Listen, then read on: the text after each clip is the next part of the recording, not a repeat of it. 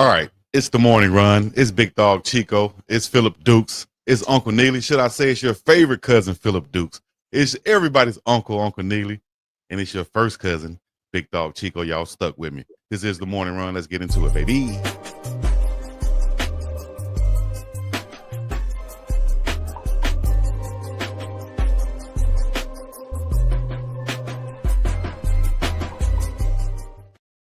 The latest and greatest in sports right here with the best takes and thoughts and advice and information and everything. As we got Uncle Neely on the panel, we got Philip Dukes on the panel, and of course, Big Dog Chico. I'm your host, along with these two great guys right here. And y'all saw the graphic up there, delusional Dak. We have a lifelong Cowboys fan right here. We gotta get into that. We got more news to talk about. Shout out to the Colorado Buffaloes and the coaching staff changes and everything that's going on. If you haven't been updated, y'all check out Wednesdays with Warren on the Pregame Show Network. Stay up to date. Also, you can check out You Tell Me with Philip Dukes and Uncle Neely. Uncle Chico each and every Sunday night and Thursday night. And also, you're listening in, you're watching right now, the morning run. Uncle Neely, Philip Dukes, let's get into it. Yes, sir.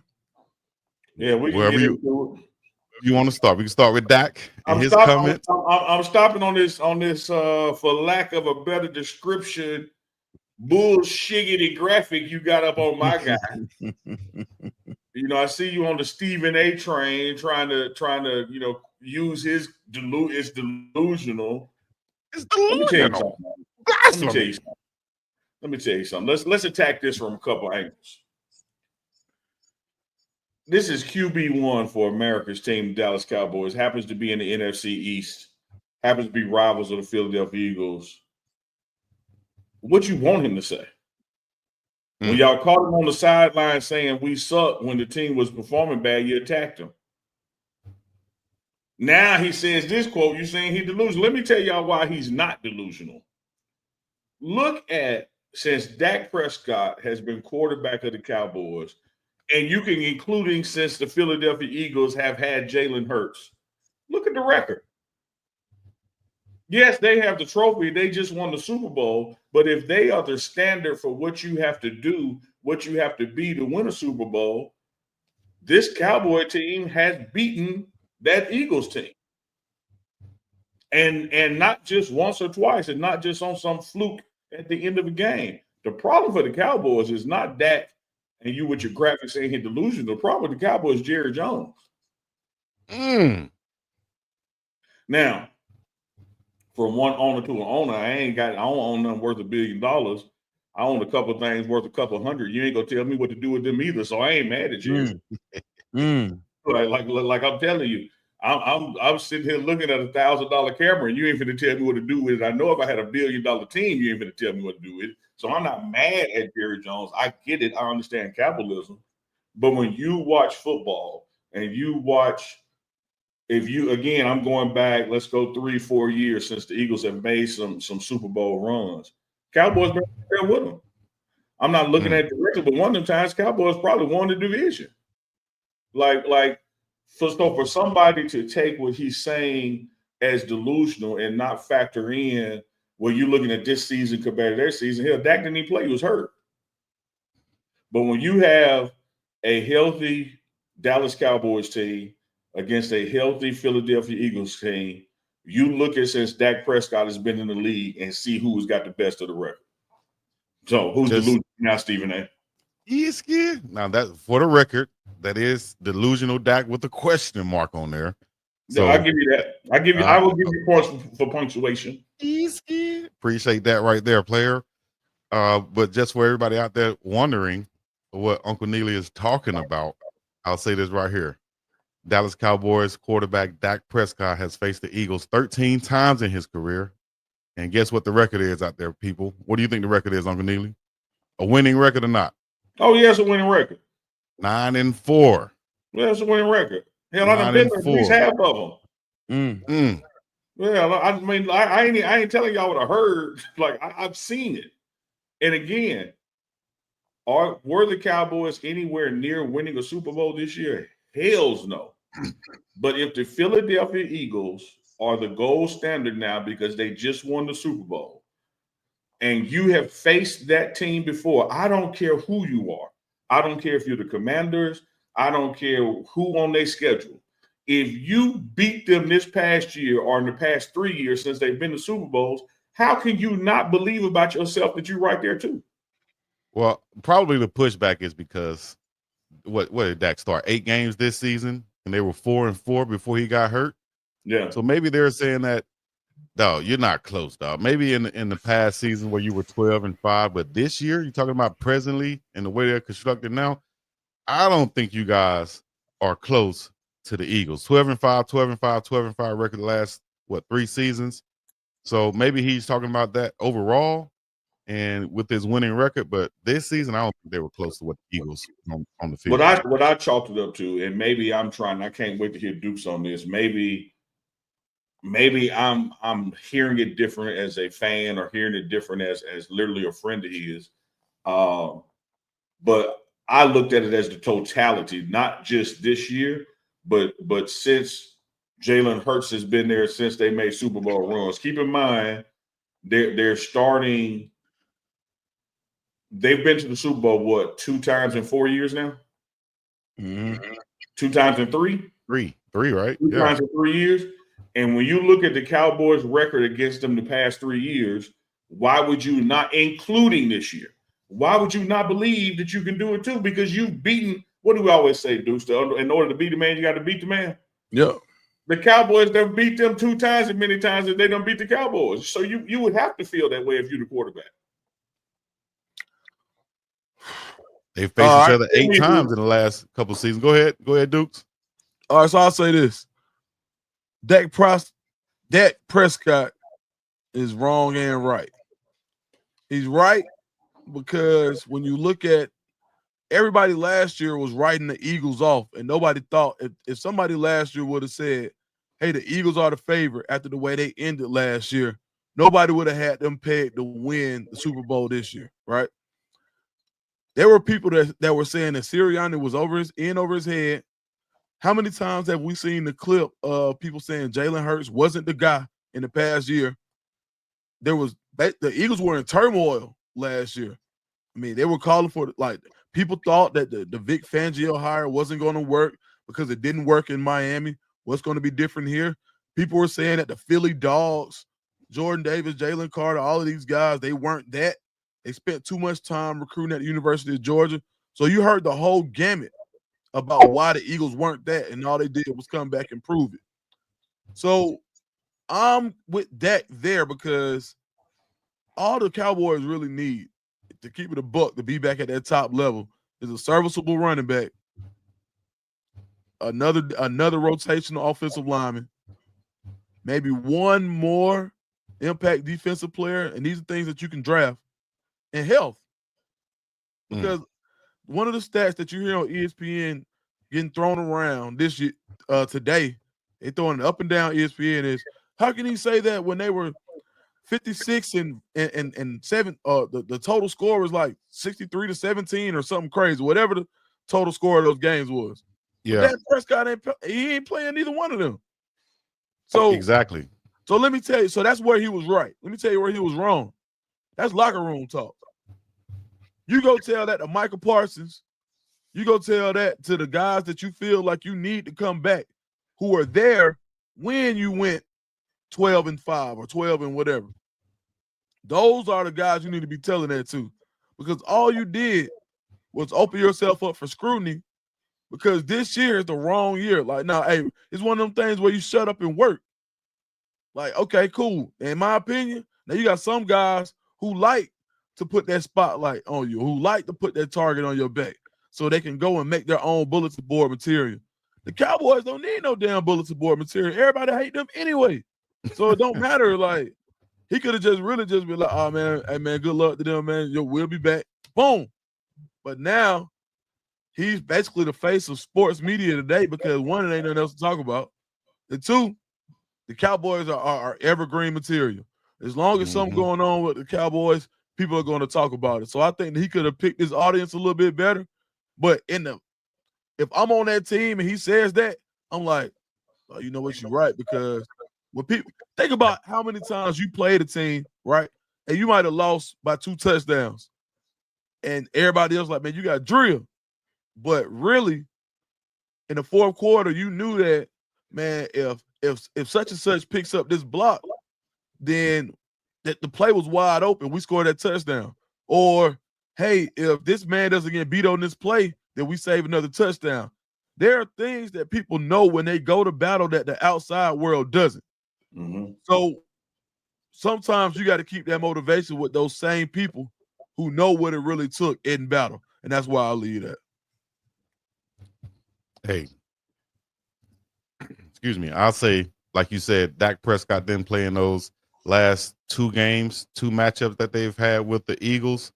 And the Eagles dominated both matchups. I put it down at the bottom just a minute ago. The score you was talking about was 75-13. They've been outscored on. The November game this past year, Eagles won 34-6. The December game, Eagles won 41-7. But like you said, Dak was out of those games. Who was the starter? Cooper Rush? Cooper Yeah, Rush. and I think, and now you'll cap you down. I think Michael Parsons might have been out that last game too. He was, not both of them. He was indeed. Dukes, if you don't mind, let me give you I don't want to call it a rebuttal or clarification of a statement I made because you made it a little more succinctly than I did, my brother. When I said Jerry Jones was the problem, let me tell you why I say Jerry Jones was the problem. Dak Prescott or anybody else you name on the team doesn't have the authority to get a running back during the free agency period. That's the president, general manager, and owner. All 3 of those positions are occupied by Jerry Jones. When you talked about shoring up potentially offensive linemen, that doesn't fall under the auspices of QB1. That falls under the player personnel, general manager, owner, president. That's Jerry Jones. So that's why I was dropping these things at his feet. But from a player perspective, and I feel you on that, you know, Dak was in a moment where he could have answered the question differently or said something else. But we also know that's not his style either. Like you ask him something, you're going to get an answer. Whether he was Cowboys or in Stark Vegas with Mississippi State, because when he was there, that was the first year we went, you know, to having a number 1 team after a certain point in the season, and Mississippi State was the first one to do that under him. So he's always been that dude in his mind, on the field, in the community, you name it. So you ask him something, you're going to get an answer. But having said that, I'm just going to go back to where I started, guys. I understand where somebody will look at how this Cowboys season ended and how the Philadelphia Eagles season ended and the gap, the gulf between those two in the immediate sense will make you say, oh, Dak, you crazy. What you smoking? You on that good. But when you look at since the Eagles have had Jalen Hurts, coaching staff change, made these Super Bowl runs, and I'm even go the year before they went, but they were, you know, on the upswing. Cowboys has either been right there with them or ahead of them. And so what I'm also saying, and y'all hear me out, no matter what teams you're a fan of, y'all go back and look at the record. If your team has beat the Eagles in the past 4 years more than they have beat you, you should believe you're right there too. I don't know. I don't know. I'm gonna tell you why. Because one of the Eagles lost it this year. This year was to these guys right here. I want you to hear what I said again now. I heard what you said. In the past 4 years, if you have beat them more than they've beat you, I didn't say this 1-1 matchup. I'm talking about people that play them regularly, like you in the division. Right. Like, so what I'm saying is, did the Commanders beat them this year? I think they did. You're right, yeah. The Commanders should be like, shit, we right here. Right. And the same thing on the other side. Like Buffalo, Lamar Jackson and them. Why would they think they can't win a Super Bowl? Right. Because the person that got to the Super Bowl, the Kansas City Chiefs, hell, they played them better than like one-score game. Yeah. You're right. So what looks delusional or sound delusional, and I'm with you, Deuce, because you attribute this locker room talk. Dog, you have to think that way. Yeah, you're right. And so that's why I don't say it's delusional. I mean, like, you got to. And the reason I was so adamant about that, because like the Falcons 1-1 like the last 4 years with the Eagles, right? Cool. Yeah. And a lot of people are saying, well, you know, the Falcons played the Chiefs real tight this year. We should have won that game.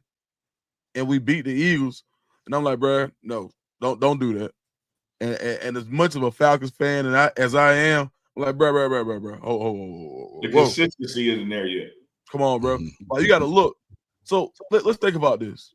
What if, and I'm glad you put that on Jerry Jones, how much different do the Cowboys look with Saquon Barkley in the backfield this year? Dog. The running back that Lamar picked up was available. Derrick He Henry. live in Dallas. That man, Jerry Jones, when they he damn near they asked him about Henry, he was like, "Nah, we good." Yes. Like, Basically.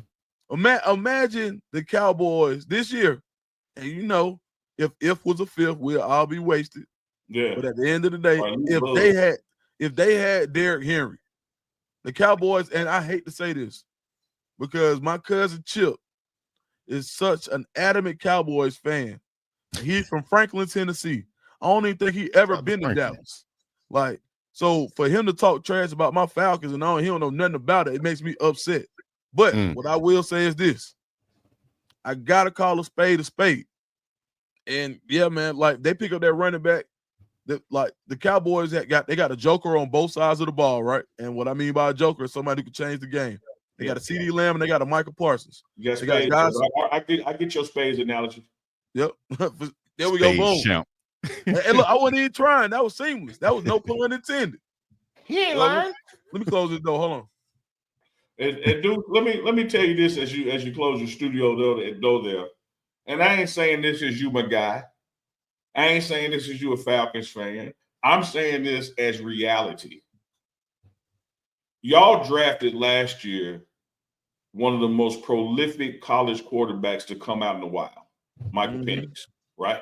Right. We all know this is a quarterback-driven league. Let me put y'all all on notice right now that if things go just a little bit according to plans, in 2028, when the city of Atlanta is hosting the Super Bowl, Penix can have them in it.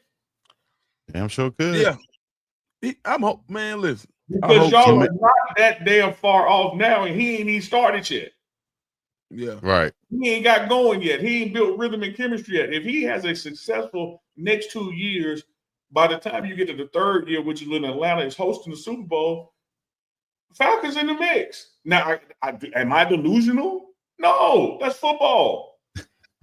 Yeah. I mean, yeah, 28 versus 26 sound a lot more realistic.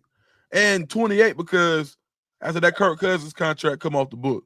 See, right now, last year, man, I damn near went viral. I got mad as hell when they drafted Penix. Because I'm like, why the hell would you go draft this quarterback after you gave this man $100 million? Why not just draft the quarterback and then go get the DN, go get the D lineman? Like they just did that with they falconed that up. And then now they falcon that up. Easy. That's a bar. Up, man. Hey, I feel you on that because I often use the term they jerried it up. Yeah, man, they falconed that up. We call it the Falcon. They Chico'd it up too sometimes. Oh damn! If you Chico'd it up, there, okay, man. All right, Chico'd it up. You move on. It up, boy. You done Rico'd it up. Easy. Chico, but yeah, man, like, come on now, dog. I think we're a little. I think right now so many holes on that defense were exposed towards the end of the season. You didn't have anybody who can get to the quarterback and make a significant impact. Either like Grady Jarrett's a little long in the tooth. He need help. And I hate it for him. And I hope they get him some help because he gave his best years to a franchise that it almost feel like they ain't care about him. Like, you know, he goes in his rookie year, 3 sacks in the Super Bowl, and he never got to get to that next echelon of player because of the supporting cast. He you know, but Chico, let me get out the Falcons. I only feel like talking. I was just going to say, put our teeth up on the screen because we started this conversation with Dak delusional question mark, and what I wanted to put on the table was another delusional statement that ain't delusional if you really look at what's being said. Articulating why Dak's comment ain't delusional. I tried to come up with something else delusional, like the Falcons being in the Super Bowl. And when you think about it and the trajectory of it, the timeline matches. Timeline does match. Talking about year 4, that's that restructuring season. He gonna go crazy. As long as he healthy, he gonna go. Like I think he gonna go crazy on the league this year. To be honest, going in knowing that this is his team. I just think they don't got enough on defense to help him. But after that Kirk Cousins contract come off, I think you could do it, because when I watched him go head to head with Jaden Daniels this year, the Falcons really should have won that game. That's one, like, a Kyle Pitts drop away. I don't know if y'all remember Kyle Pitts dropped it, like Penix's first interception was he put it right in the bread basket, like Lamar Jackson did Mark Andrews in the playoff game. He dropped it. So I like Michael Penix, the do-rag dude. That's what they call him. Ain't nobody ever seen him without a do-rag in Atlanta yet. And he need to get a deal with Deion Sanders do-rags, don't he? Shoot, man, might need to put it together. That's a marketing situation right there. Deion Sanders do-rags in Atlanta. Chico, so let me tell you this. I know we got to flip the script on the subject, but a lot of times the way questions are framed, the response becomes delusional until you have a excellent producer and guide rails like Chico, who shepherds the conversation where people get to explain why this ain't crazy or far-fetched. And we did it with Dak's statement. We did with the future of Penix. And I will tell you this, guys.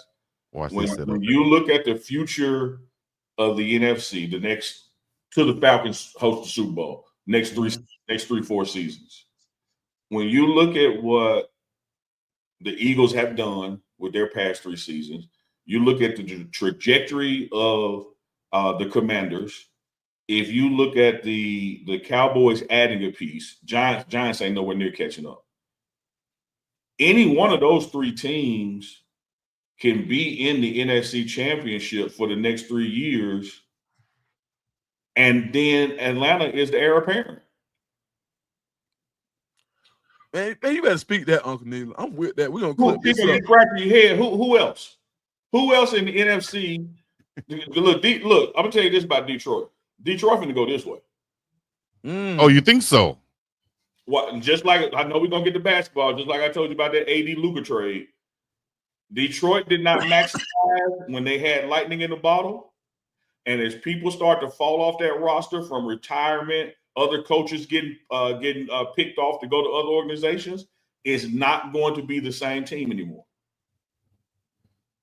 I can see that. I don't think they're in a Cinderella situation or a one and done type situation. I think they have a good coaching staff around them. The coach that they elevated in Aaron Glenn spot after he went on and took the Jets job, he's a great coach coming from the linebacker position. I don't know why his name is eluding me right now, but I think the Lions are set up, with a young team. Only issue is I think their quarterback, can Goff, continue to improve. Golf my age. I mean, other than Goff, that's what I'm saying. But I think everybody else is a young team. They got some pass rushers out there. They got some good offensive linemen. Got good receivers. That DC talking about Kevin Shepard. Shepard, former linebacker, LSU. ATL shouted. ATL. I would tell you like this. Watch this. Just watch. Just watch. Okay. Just watch. Well, we shall see then. Midway this fall, you go like, damn, you sure called Detroit ain't worth a damn. Well, what do you call for the Cowboys next season as we get up off of them? What do you think their record outlook going to be next season? Second place of the NFC. So we're gonna be behind number 1 and ahead of number 3, and 1 and 3 is either gonna be Commanders or Eagles. Because hear me well. Record wise and production wise, I'm not saying the Eagles cannot repeat. So don't put words in my mouth. I'm talking about numbers, record wise, production wise, stat wise. Watch the Eagles be less next year than they were this year. They got the Eagles. You bet on the Eagles to be less, and they have a young team, 14-3 last season. Commanders 12-5, Cowboys 7-10, that third slot in the NFC East. They're going to have a ways to go to get past the Eagles and the Commanders. Y'all don't listen to Neely, but y'all might listen to Sap. Look at the difference historically when teams win the Super Bowl and what they do their next year. Because see, now everybody a celebrity. Everybody got a podcast. Everybody doing interviews. Ain't nobody doing what the hell they were doing the previous year before they won it. Everybody busy now. Does that not apply to the Chiefs?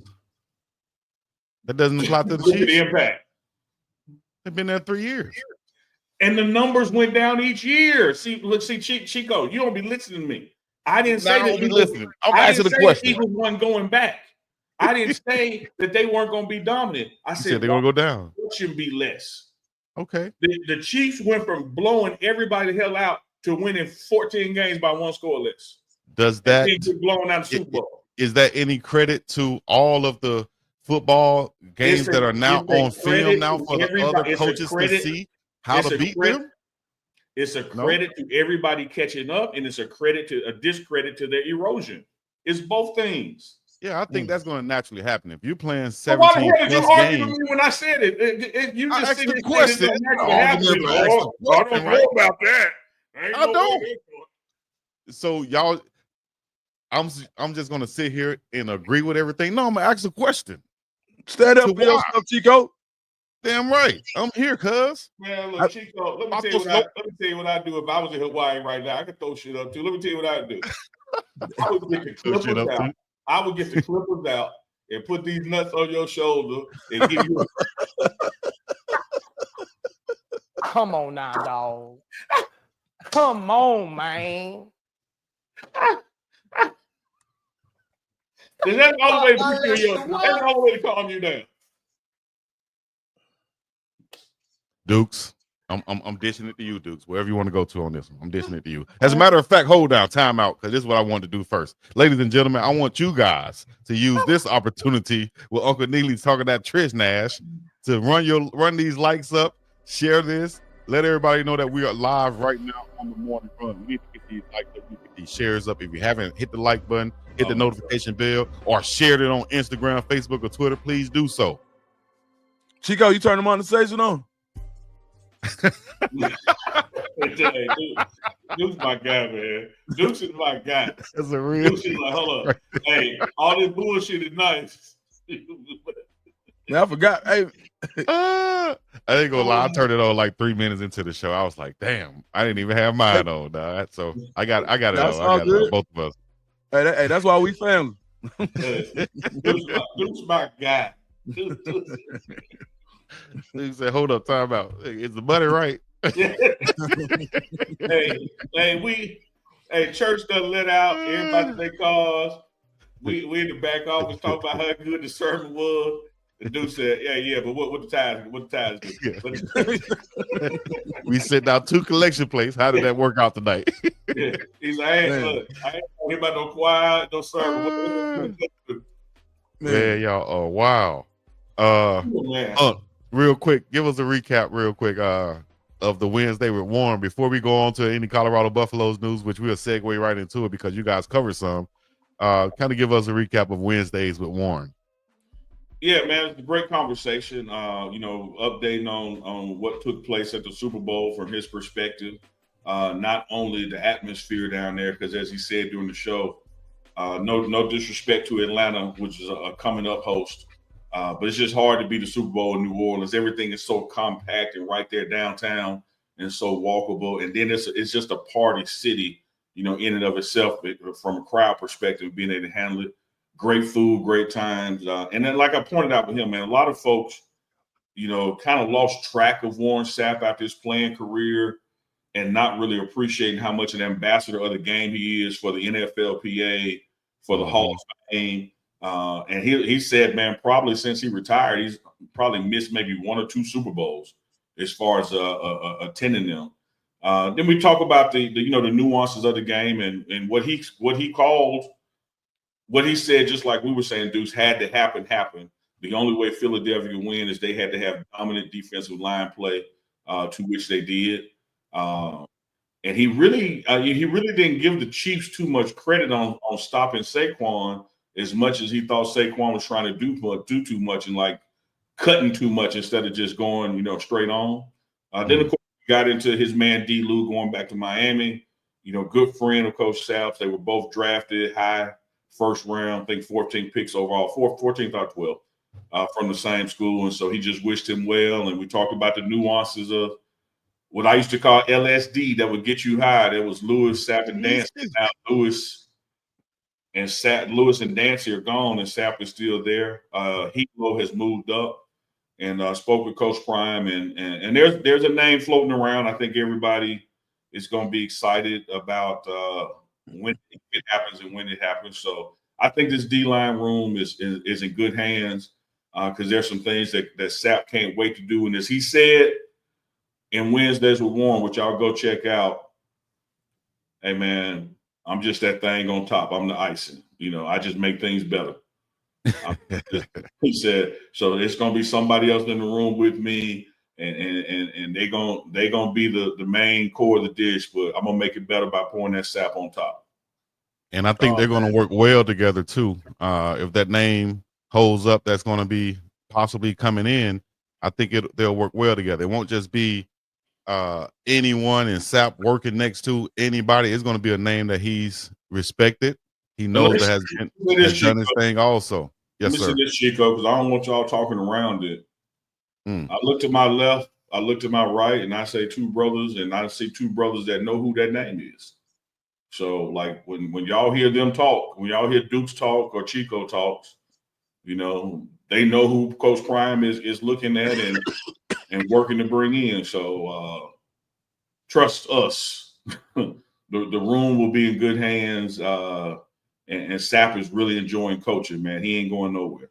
Sound like the audience doesn't need to go anywhere else if they want to get the best and the latest and the most informative, in-depth news of the Colorado Buffaloes and Coach Prime, Uncle Neely. That's why I try to tell them when I just said that, like, you can rock with us when we're all three of us together for sure, and we love that. But make sure you rock with Dukes the Scoop, and make sure you rock with biggDogg Chico because they in the loop, they in the know. You got a lot of people out there who will be claiming interviews and claiming hashtags and say that they was in the mix for something. And the two guys I'm looking at are just sit back and like, oh, okay, all right. you can be first and be wrong. Or you can be second and right. He ain't lying. Yeah, I'll say this. What I learned from anything, man, is being able to be trusted with information goes so much further than just running out to be first. You ain't lying. And it is really how I made my name in recruiting in the first place, to be the first Black national analyst at On3. That's a little Black History Month for him. Yeah. You know what I mean? You know.